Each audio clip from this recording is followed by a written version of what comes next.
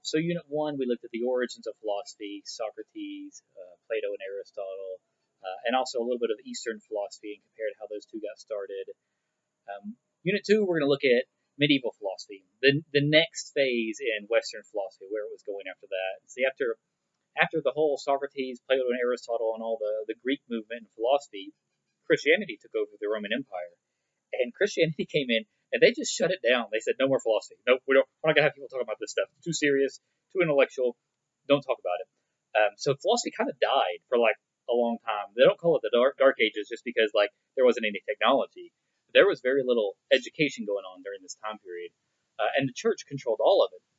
So they set up the Vatican and everything in Rome, and the Vatican became this authority figure that controlled all information. So if you wanted to study, you had to be a priest. You know, it was the priests and the monks who did all the studying and the learning, and it was only these people, this select group, that was studying philosophy still. They still studied ancient Greek and ancient Roman, even as far away as like England, the English priests and stuff. You know, well, all the way on the other side of Europe. They still, I mean, what else were you going to study in the Dark Ages, right?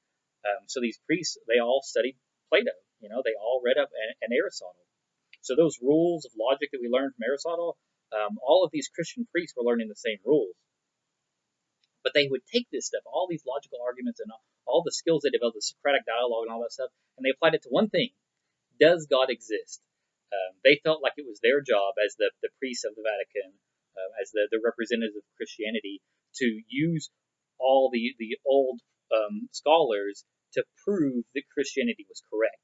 So for like 1,000 years, all Western philosophy talks about is Christianity and the Christian viewpoint. Um, Islam had moved down into Africa at this point, so it gets cut out. You know, the Western philosophers didn't even deal with them. They just, oh, we don't deal with Africa. You know, that's south of Europe. You know, we're only Europe here. So all of Western philosophy is just focused on this idea of God.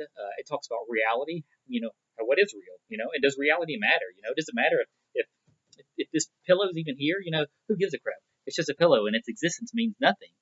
Um, and then we talk about proving God, and there are a couple of philosophers that talk about, you know, can we disprove God?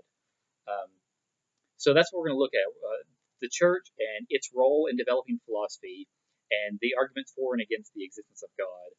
Most of the main arguments we're going to do are those arguments for the existence of God, because they are fascinating, and we see arguments about God all the time, and all we see now are like just like shadows of what they used to use, these big epic arguments for proving God, and some of them are like, you'll hear this argument and it takes a minute to wrap your head around it, and you're like, oh my God, I don't know how to argue against that. Now, if somebody gives you an argument for the existence of God and you can't counter that argument, you believe in God. I'm sorry, you don't have a choice anymore. Because if the logic is there, what are you going to do? Say, oh, I get your logic, but I'm just going to choose to believe the wrong thing? Like, that doesn't make sense. So that's why these arguments are so important. You know, if you're gonna believe in God, you better have proof, and if you're gonna disbelieve, then you better have a good argument for that too. And that's a good thing about philosophy. You know, philosophy is my goal is not to persuade you to believe one way or another, because I don't care.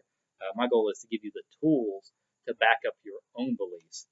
So we will see a lot of that. We're going to delve really heavily into the religion of it, the religion of philosophy in this next unit.